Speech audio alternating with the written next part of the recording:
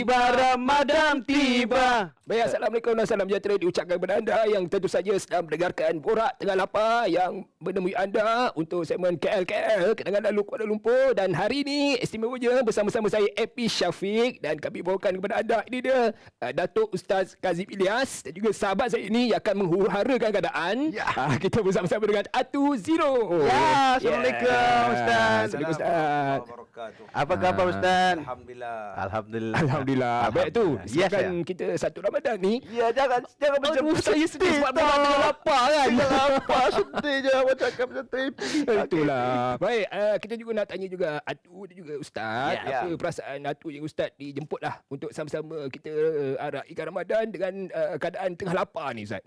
Saya bertambah-tambah lapar pula. Tengah lapar Tambah-tambah lapar pula bila dijemput. Alhamdulillah. Alhamdulillah. Tapi apa untuk warga KL kan, kita santai-santai je lah.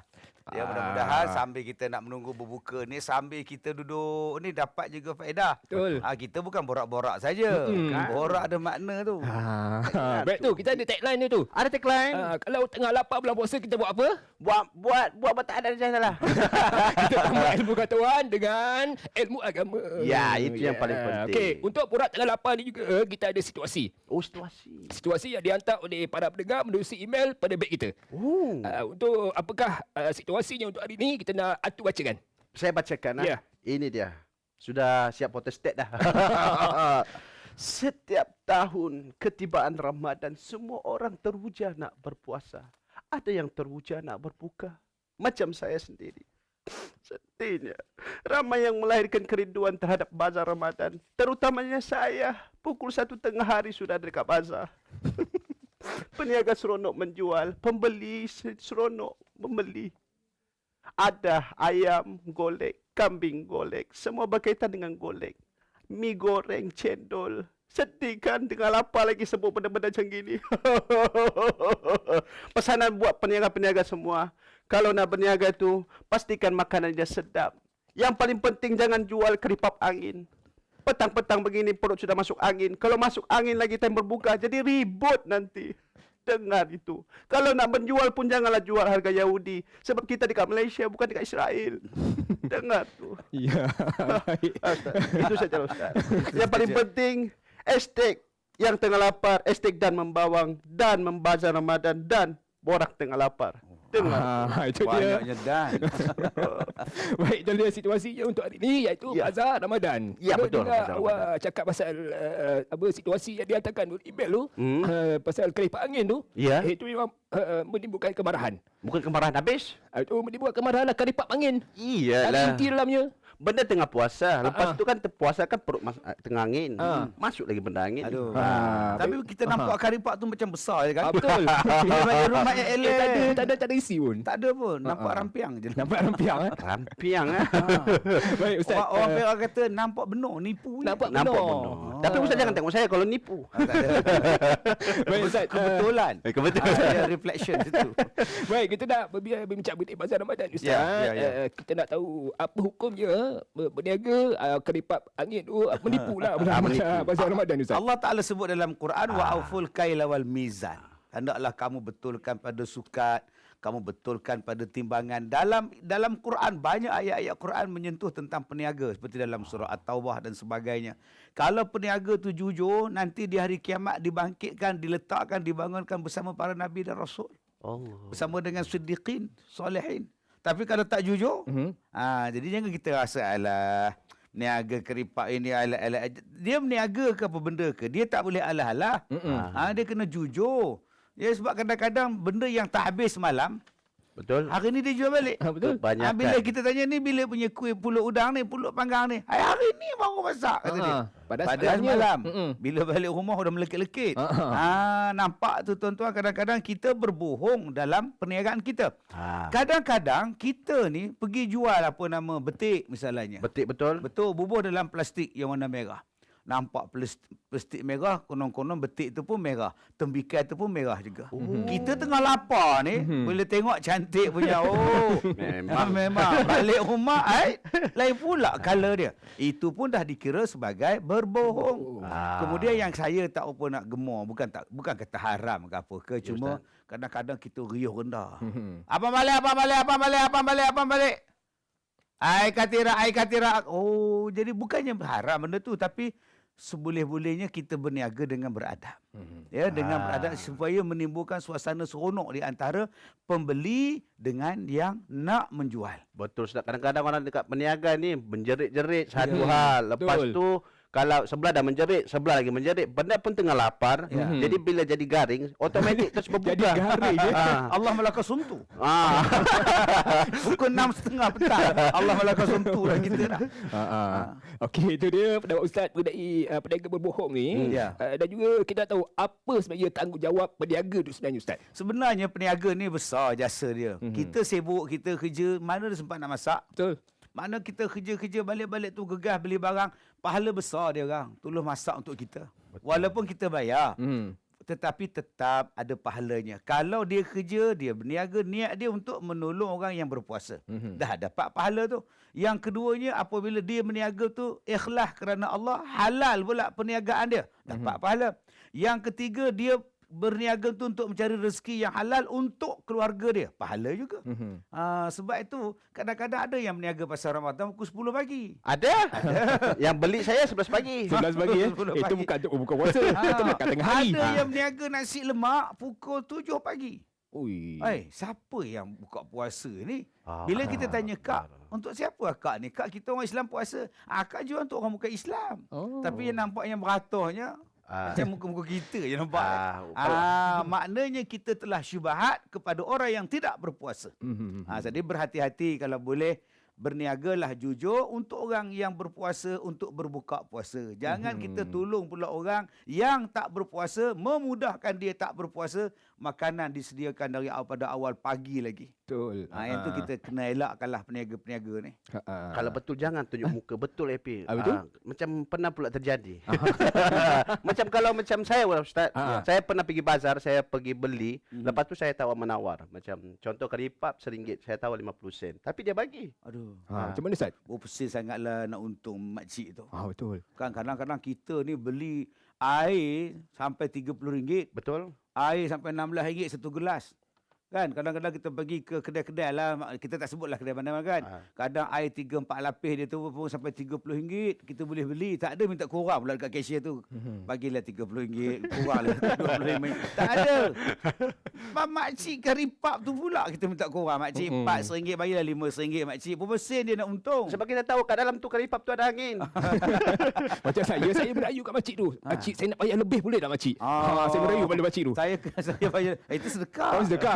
Ramadan tak ada yang bengkrap. Nabi dah katakan manaqasat sadaqatu min mal. Tidak akan berkurang harta sesiapa yang bersedekah. InsyaAllah. Jadi mungkin dalam sekarang ni peniaga juga boleh bersedekah dan pembeli pun boleh bersedekah hadiah kepada yang menjual. Jarang kita kan. Katakan RM3.50. Kita bagi RM4. 50 sen ni saya sedekah untuk akak. Tak payah pulang Kak. 50 sen tu hadiah untuk akak. Wah, kebetulan akak tu janda.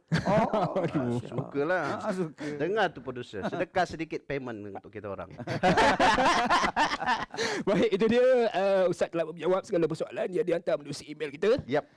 Dan keadaan pun tengah panas sekarang ni. Kita nak dengar keadaan. Saya pun nak minta Ustaz doakan suara saya ni asyik menjerit di bazar Ramadan. Nak suruh minum air asam jawa tak tak boleh boleh. puasa. Silap-silap tengah hari tadi dia mencekik Ustaz. Baik, kita rehat dulu. Borak Tengah Lapar. Kita ikuti Borak Tengah Lapar. Baik, kembali lagi melalui program apa tadi nama program kita tu? Borak Tengah Lapar. Apalah punya DJ ni. Benda tengah terang-terang kat belakang pun nak tanya saya. Tengah Tengok, lapar Ustaz. tu. Apa hukumnya Ustaz? Saya pun lapar. Jangan marah puasa. Tengok. Jatuh, Mai. Jangan marah tu jatuh. Kalau Alah. puasa marah-marah mana? Boleh. Relax, brother, relax. Dengar. Dan program kita adalah Borak Tengah Lapar. Jadi kita dah tahu situasi kita bazar Ramadan. Betul. Kita dah banyak menjawab persoalan bazar Ramadan tadi. Yep. Kita dah teruskan menerusi segmen 2 ni. Kita nak terus bersama-sama dengan Ustaz. Macam-macam pilihan makanan ada di Bazar Ramadan, Ustaz. Ya. Okey, dan bila nampak itu beli, nampak ini beli. Dan juga bila kita nak beli tu macam mengikut nafsu. Ya. Apa hukumnya, Ustaz? Bila kita beli Sepatutnya ni? bulan Ramadan ni bulan mengawal nafsu. Bukan bulan untuk hari ni buka puasa yang ni, nanti besok buka puasa yang ni, nanti itu bukan mengawal nafsu, itu dah kontrol lah tu. Itu dah betul ikut nafsu, dah follow dah. Kita mengawal nafsu. Sebab tu saya syorkan akak-akak yang mana nak pergi pasar Ramadan, bawa dalam RM10 cukup. Betul, dengar tu. RM10 Selesai masalah. Betul. Ini kalau pasar Ramadan tu memanjang je, udah macam sa'i pergi umrah. 7 kali pergi balik ni. Terasa saya Oh. Ustaz. Saya pun macam tu juga perangai sebenarnya. Selagi tak pergi setiap gerai, tak balik dia. Dia kata, abang, tengok tu, macam terbakar lah. Ada bomba ke bang? Bomba apa? Ikan bakar. Itu pun nak tengok ikan bakar dia beli. Ikan tu dia beli. Ikan ni akhirnya di rumah. Dimakan ke tidak? Soalannya Habis ke itulah. tidak? Itu persoalan yang kita kena ingat tu tuan-tuan. Sebab tu kalau boleh bawa duit yang cukup-cukup je untuk beli. Macam saya ni Ustaz, lain pula ceritanya Ustaz. Kalau saya pergi bazar, saya memang akan fokus dekat tempat orang beli mercun. Oh, ada juga Apa hukumnya itu? Buka puasa. Bukan puasa makan mercun ke? Tak adalah lepas berbuka tu kan kita mainkan. Tapi kalau ikutkan Ustaz, boleh ke? Kita membakar wang. Allah. Susah-susah cari wang kita bakar. Bertahun-tahun saya bakar wang saya lah Ustaz. Ya, kalau agak-agak simpan dah apa boleh buat dah. Dah boleh buat kilang mercun dah. Dah boleh buat kilang mercun, kita bakar pula. Jadi kalau boleh kita sebagai peniaga kena, yang pertama sekali kita kena jujur. Ya, kena jujur dalam bisnes. Sebab kita takut bila orang maki perniagaan kita, maki jualan kita, itulah menjadikan tak elok. Banyak orang tanya, Ustaz, asal saya berniaga hujan. Asal hujan je saya berniaga. Kenapa tahun ini orang tak datang, Ustaz? Kenapa banyak masalah berniaga tahun ini, Ustaz? Kerana kadang-kadang masin mulut orang yang berpendapat. Bila dia beli barang yang tak betul, dia tengok dia maki siapa? Dia tak maki kuih. Tak guna punya kuih, jarang. Dia sebut tak guna punya peniaga, nak untung banyak tapi harga Yahudi. Tapi tengok macam ni. Dia mula sebut bulan Ramadan. Bulan Ramadan pula bulan yang mustajab bila berdoa. Tak ke mustajab apa yang dia cakap. Masa dia nak bercakap pula tu nak berbuka puasa. Dan dekat berbuka waktu puasa yang mustajab berdoa. dengar tu. Kalau boleh jangan maki. Jangan maki. Sebab Cakap itu elok. kita kalau boleh peniaga bila jujur, bila cantik, bila tengok abang, kuih dia sedap bang, tak berbaloi lah bang. RM4 ya Allah sedapnya bang. Kesian peniaga tu harap-harap untunglah peniaga dia bang. Ya amin. Amin. Dapat kan dia? Dengar tu. Jadi Ini abang cuba tengok keripap ni abang. Cuba tengok kuih ni abang. Apa punya peniaga kecil macam ni RM3 ini semua nak untung. Bankrupt lah awak. Amin. Udah bankrupt. Dah bengkak. Sebab tu kita sebagai peniaga jangan beranggapan bahawa kalau kau tak nak beli, ada orang lain boleh beli. Kalau kau tak nak beli barang aku, orang lain pun nak belilah. Kita jangan cakap macam itu. Kerana setiap orang yang datang membeli itu masing-masing dengan doa masing-masing. Kita tak tahu apa yang dia doakan untuk kita. Lagi-lagi kalau macam saya bercakap mesti mustajab. Ya. Sebab saya tengah lapar pula. Ni kalau macam gini pula Ustaz, kita pergi bazar, kita faham ramai perempuan, ramai lelaki yang orang cakap menjolok mata lah. Saya kalau pergi bazar Ustaz, saya tutup mata Ustaz. Pakai mask dekat mata. Tahu-tahu tengah jalan. Dia ada galah ke apa? Menjolok mata. Tak ada. Macam kalau begitu Ustaz hukum ni, kita setiap tahun Ya. benda yang sama tahu. Sebab tu benda yang paling jarang saya pergi ialah pasar Ramadan. Samalah. Sekarang kita kan dah senang, COD semua dah ada kan. Kita cot dia. Telefon je dah hantar. Yang kedua, kalau kita kadang-kadang kita membuang masa yang terlalu lama di pasar Ramadan. Dia sampai kita dah terlupa hakikat kita berpuasa untuk buat ibadat. Betul. Bukan pergi ronda, tawaf dekat dengan pasar Ramadan berjam-jam. Tak apa dia tengok tak tahu. Rupanya dia tengok macam yang tu cakap tadi. Yang ni lah yang mengurangkan pahala kita. Nak kata batai tak lah. Tak juga. Tak ada orang kenyang bila tengok benda itu. Kenapa? Kenyang tengok paha dia. Tak ada. Tapi sengaja tengok udah. Daripada pahala puasa yang begitu besar, sekarang jadi ramping. Dan jadi kurus kerana tidak berpuasa pada mata kita. Allah ruginya. Jadi berhati-hatilah. Jadi macam saya, contohlah nak bagi hatu, tak naklah kan bagi contoh dari dia orang baik. Saya tengok orang yang mendedahkan aurat macam itu, saya berdosa jugalah. Tetapi yang memakai itu pun, dia menyebabkan orang lain juga jadi susah hati. Jadi tak betul, jadi berdosa. Kita juga berdosa juga. Betul. Jadi kita minta pada yang datang tu, tutup-tutuplah yang mana boleh ditutup. Baik Ustaz, cakap pasal pahala Ustaz, apa hukumnya peniaga ni, nak berniaga okey, Ya. tapi tak solat. Oh, tu macam mana, as-salatu imaduddin, sembahyang tu tiang agama. Mana nak letak pahala puasa kalau tak sembahyang? Macam betul. kita lah, dinding ada, tiang tak ada. Mana nak ikatnya bata ni? Dia mesti buat tiang dulu, baru naik bumbung, baru ikat bata. Kalau semayang tak buat, mana ada pahala untuk diterima puasa kita, pahala bersahur kita. Sebab tu tolong jaga semayang. Ada yang bagi alasan, Ustaz, macam mana nak semayang? Orang datang ramai beli. Semayang sajalah tepi gerai tu. Kan, sambil semayang, Allahu Akbar. Abang, kuih berapa ringgit? RM4. Oh, jangan macam itu. Tengah semayang. Sambil semayang, sambil jawab. RM4. Ah. Dia spontan. Yalah, Dia terlupa yang dia sedang semayang. Semayang saja di situ. Dalam van boleh semayang, di sebalik van. Atas van pun boleh. Yang tak boleh, di bawah van. Di bawah van, semayang bawah van tak boleh Ustaz eh? Tak muat. Oh tak muat, tak boleh bangun, tak boleh bangun. Fikirlah Epi. Takkan nak bawa semayang pen. Kita Jadi- semayang baring. Kalau boleh lah kan, saya syorkan kepada pihak-pihak yang mengadakan majlis bazar Ramadan, sediakan satu ruang khas untuk mereka ni semayang. Betul. Ada bas yang boleh diubah menjadi surau sekarang. Ada trailer yang telah diubah menjadi surau, siap dengan tempat berwuduk lagi. Ada aircon lagi bas dia. Jadi kalau kita boleh buat macam-macam, kenapa kita tak boleh buat macam-macam untuk pasar Ramadan? Membolehkan peniaga di pasar Ramadan datang semayang. Dalam bas bergerak, dalam lori bergerak. Siap ada wuduk dia, siap ada tempat semayang dia. Cantik punya. Jadi tak ada alasan lah kalau lewat ke apakah. Tak sampai asal lagi. Surau ada. Okey tu. Apa Kita dia? solat jap. Kita solat kejap. Kita relax kejap. Terus bersama-sama borak tengah Lapar. lapar. Lapar je. Kita ikuti Borak Tengah Apa. Selamat kembali mendengarkan Borak Tengah Lapar. Baik, hari ni kita bercerita mengenai bazar Ramadan. Okey Ustaz, bila kita nak masak makanan tu Ya, Ustaz, ya. kita nak tahu sedap ke tak sedap, kita kena rasa. Macam mana caranya bila bulan puasa dia nak rasa makanan tu Ustaz? Baik, yang pertama sekali, kita ada resipi kita. Makna setiap satu masakan kita, baik dalam kuali ke, baik dalam periuk ke, kita sebenarnya dah masak bertahun-tahun. Ya, garam banyak mana, gula banyak mana yang nak diletakkan, bahan-bahan dia banyak mana letakkan. Sebab tu orang yang dah jadi pakar masak, dia letak dah. Yang ini sekali masak 2 sudu, yang ini sekali masak 2 sudu, yang ini sekali masak 2 sudu. Dia tak akan berubah rasa dia. Dan dia tak perlu merasa dah. Sebab itulah ramuan dia yang dia buat saban petang, saban hari. Jadi nombor satu, saya minta kepada peniaga-peniaga, jangan sewenang-wenangnya nak merasa makanan. Sebab ada orang dia kata boleh rasa makanan. Betul, ada. Letakkan di hujung lidah. Kemudian ludah balik. Rasa kurang masin. Daripada hujung lalah ke dalam lidah. Dah habis rasa. Lama-lama habis. Jadi kita tak naklah macam itu. Jangan kita, walaupun ada yang kata boleh. Sebab kita tak menelan dia. Cuma kita merasa di lidah saja. Elakkanlah. Ya, elakkanlah. Sebab itu sebelum Ramadan yang lepas, sepatutnya kita dah test dah untuk masak char kuetiau, untuk masak kuetiau goreng, untuk masak mi goreng. Katakan untuk 4 kilo punya sekali masak mi goreng dia. Berapa rencah dia. Dan tak perlu lagi nak merasa dah. Jangan main-main untuk kita berpuasa. Sebab puasa tu wajib, nak menjual tu harus saja. Jaga puasa tu lebih daripada menjaga jualan kita tu. Kalau kita buat benda itu sebab nak melariskan jualan sehingga terrosak, terbatal puasa kita, dosa pula kita nanti kan.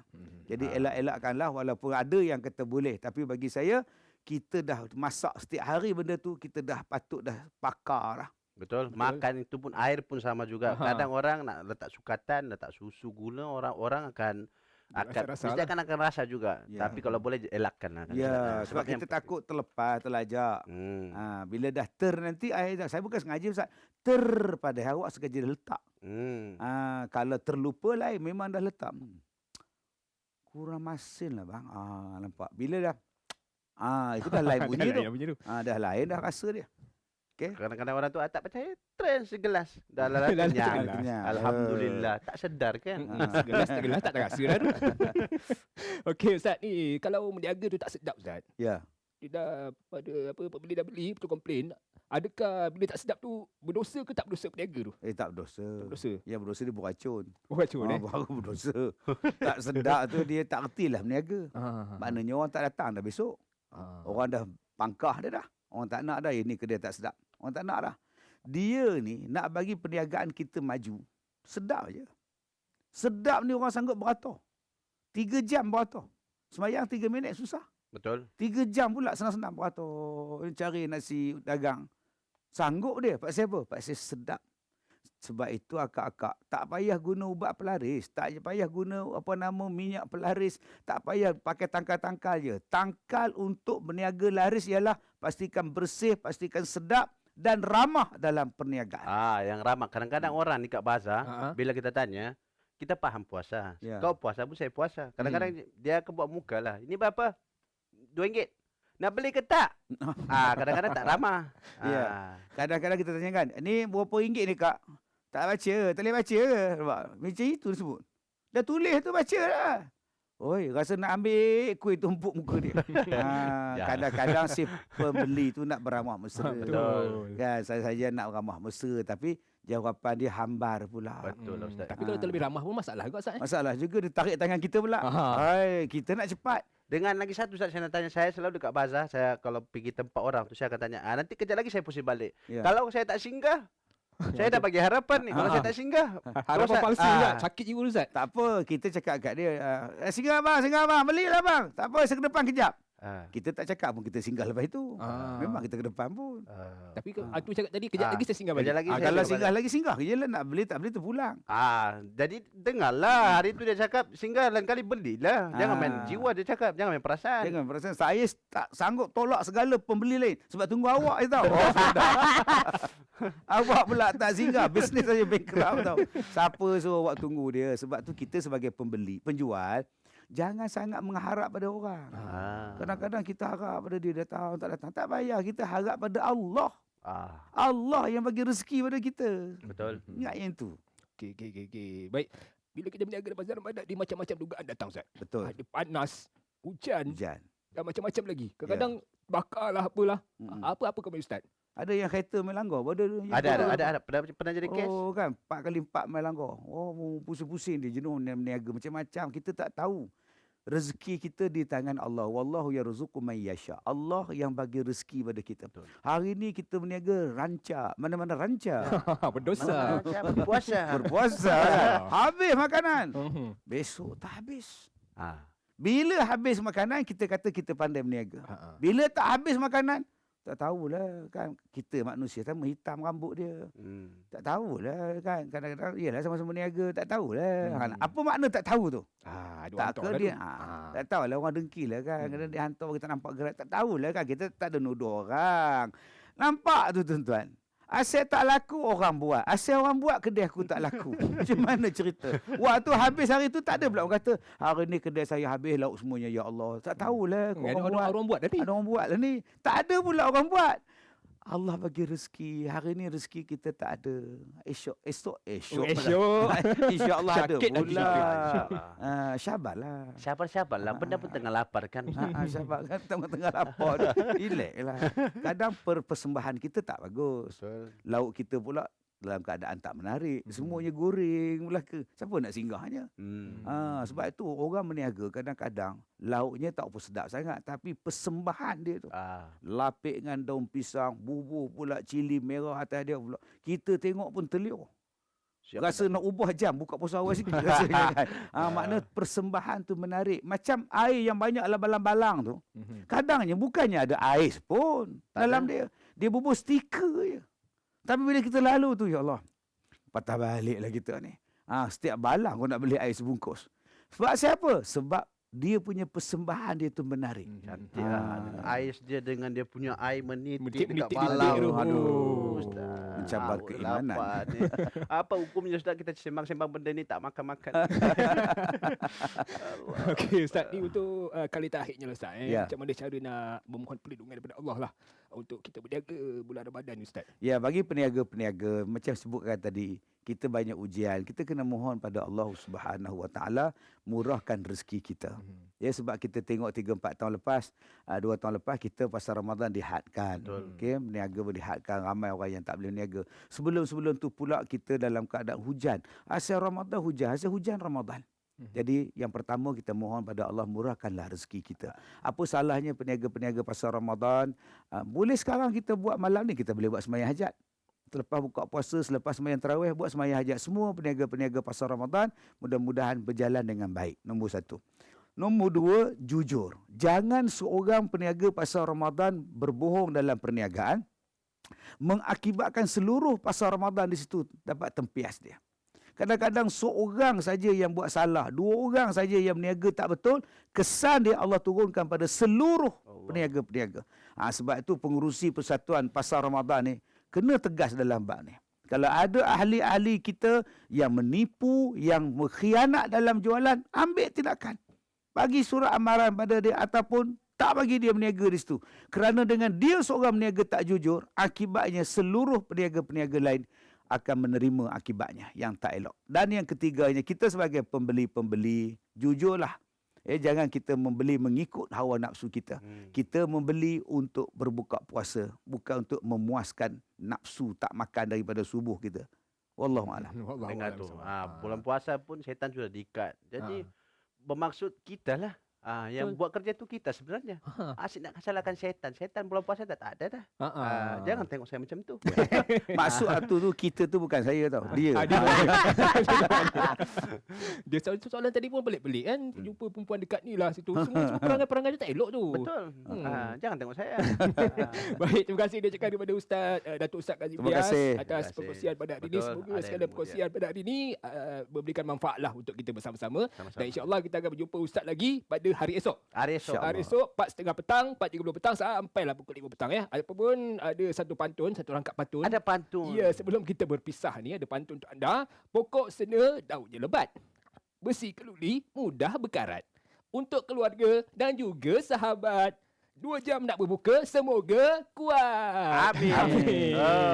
Saya dengar Baik. suara AP pun macam tak kuat. Dah lapar, dah berbunyi dah perut ni, Pi. Itulah, nak tunggu azan lambat lagi ni. Iyalah. Kalau boleh nak minta DJ siapkan azan awal. Boleh. Kalau nak buka puasa awal, pergi ke Sabah. Pergi ke Sabah. Boleh Ataupun bakal lah. Jom Ustaz. Sementara ni dia nak closing ni, kita pergi Sabah dulu lah. Boleh. Baik, kita jumpa lagi dalam Borak Tengah Lapar. Assalamualaikum. Borak Tengah Lapar itu tadi dibawakan oleh KLFM.